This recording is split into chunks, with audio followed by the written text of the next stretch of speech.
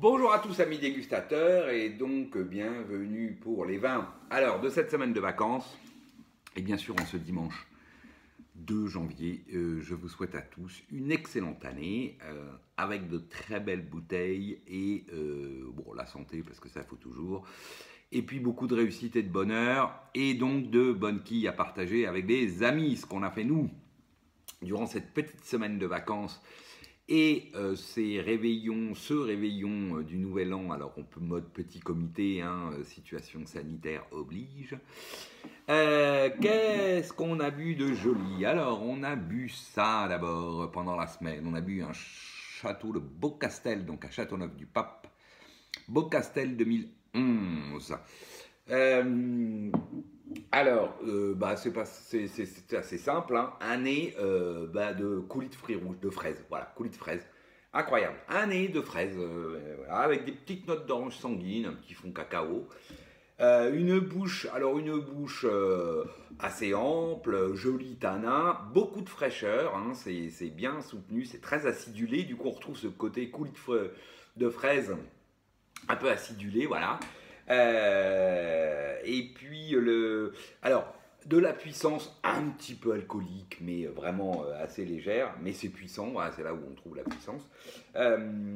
Toujours donc sur cette fraise, ces petites notes d'orange sanguine, une jolie finale fraîche. Bref, un joli vin que ce Beaucastel 2011, peut-être pas un des grands millésimes de Beaucastel, mais qui se boit très bien actuellement, parce qu'il a gardé ce côté-là, fraise incroyable, avec les petites notes d'orange sanguine, c'est superbe, très élégant, pas trop puissant, bien droit, au sens d'une certaine logique par rapport à d'autres voilà, d'autres Châteauneuf qui sont moins ma tasse de thé.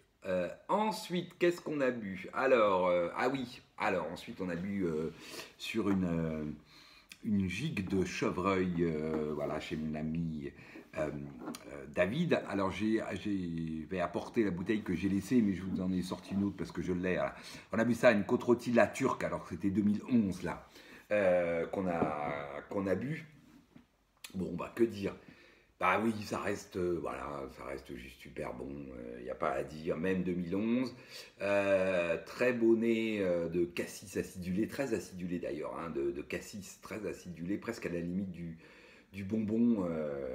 Ensuite, des belles notes, alors sérieuses, droites, d'âtre, de suie, voilà, et puis donc profonde. Ensuite, et des notes de poivre assez marquées pour le coup, sur un fond très légèrement mocha. Élevage tout à fait domestiqué, bien intégré. Voilà, c'est très joli, c'est très harmonieux, assez sérieux et classe quoi. Bouche fraîche, très acidulée, pas énormément de densité de matière, hein, c'est pas super concentré. Mais c'est extrêmement friand avec ce cassis acidulé là, les notes de poivre, puis de viande fumée, voilà, très viande fumée, puis suie, âtre, voilà. La pointe de poivre, je l'ai dit, et le fond mocha. Belle finale, fraîche, à nouveau ce côté acidulé. Alors, très beau vin, excellent, exceptionnel, hein, voilà, des vins qu'on aime boire parce que ce sont de grands vins, tout simplement. Un petit ton en dessous de la London 2011 qu'on avait bu cet été, qui offrait encore plus de fond et surtout plus de matière, voilà, plus d'épaule, plus de matière que cette Turque 2011, même si cela reste bien sûr des vins d'exception qui font quand même grand plaisir à être bu. Et puis, bah, ça s'est enchaîné comme ça. Moi, j'avais prévu un rôti de biche ici. Donc, du coup, on a enchaîné avec un rôti de biche, alors sauce grand veneur cette fois. Et on a ouvert 3 bouteilles dans le week-end qu'on a pu déguster les 3, au moins les tester sur ce rôti de biche. Alors, on va commencer par celle-ci, un Châteauneuf-du-Pape. Alors, c'est Guigal et c'est 2012 cette fois, parce qu'on était passé en 2012. Donc, hop! Moi, les chiffres, j'aime bien. Qu'est-ce que ça a donné, ce Châteauneuf-du-Pape 2012 de Guigal? Eh ben, un nez un peu discret, voilà, pas extrêmement expressif, très classique, sans vice ni vertu, comme dirait l'autre. De prunes, de prunes et un peu de cassis, des notes d'épices, un peu un nouveau orange sanguine, faut bien le dire, et puis un fond plutôt cacao. Une bouche droite, joli tanin soyeux, c'est frais, il y a de la fraîcheur. C'est puissant, alors c'est un peu plus cerise, un peu plus kirché. Petite puissance, tranquille pour un château neuf, on va dire. Finale fraîche sur donc la prune, le cassis, les notes d'épices un peu plus réglissées, avec cette petite pointe quand même d'orange sanguine et puis ce fond cacao. Joli vin, joli château neuf, voilà, assez classique. Et un accord, on va dire, classique. Alors, voilà, un peu passe-partout sur le rôti de biche grand veneur. On va dire que ça le fait, mais bon, voilà, ça n'apporte rien de particulier ni au plat ni au vin. Ensuite, on a ouvert ça. Alors, ça, un Nuit Saint-Georges de l'ami Pascal, un lait Saint-Georges 2012, donc du domaine Chicoteau, qui, à l'ouverture, était quand même marqué d'une sacrée réduction. Voilà, moi, c'est souvent les vins de Pascal. Bon, voilà, il peut y avoir de la réduction dans les vins de Pascal. Enfin, du domaine Chicoteau en général. Donc, ce que j'ai fait, j'ai pris la méthode artillerie lourde. J'ai carafé pendant 12 heures, parce que moi, la réduction, c'est pas mon truc du tout. Surtout quand elle est très écrasante. Et là, évidemment, bah oui, ça marche hein, quand on fait ce qu'il faut. Et donc le lendemain, la réduction avait quasi disparu et laissait place, enfin, j'allais dire, de jolies notes de fruits rouges et assez, on va dire, groseilles, et puis cerises, surtout cerises griottes. Ensuite, des notes d'épices assez typées à nouveau agrumes de façon surprenante, avec presque un côté aussi floral, fleur d'oranger. Sur un fond d'amande, c'est très joli, c'est très fin, assez délicat. Ensuite, on a une bouche à l'image du nez, très délicate, très fine, mais avec de la force cette fois. Bouche fraîche, avec une jolie matière fine, précise, délicate, soyeuse. Belle acidité qui vous rend tout ça très friand, mais super bien enrobé. Et donc de la puissance, de la force dans ce vin, de la force même dans la finale, voilà, qui est fraîche, acidulée, mais bien enrobée, et puis donc puissante au sens avec de la force.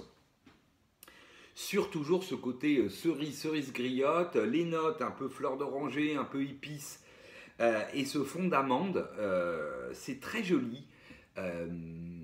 C'est même surprenamment, on va dire, délicat et fin, mais avec cette jolie force. Et alors pour le coup, sur le rôti de biche, bah, ça marchait super bien. C'était peut-être le plus bel accord qu'il y ait eu, parce que ça tonifiait, ça donnait, voilà, ça upgradait, j'allais dire, excusez-moi pour cet anglicisme malvenu, mais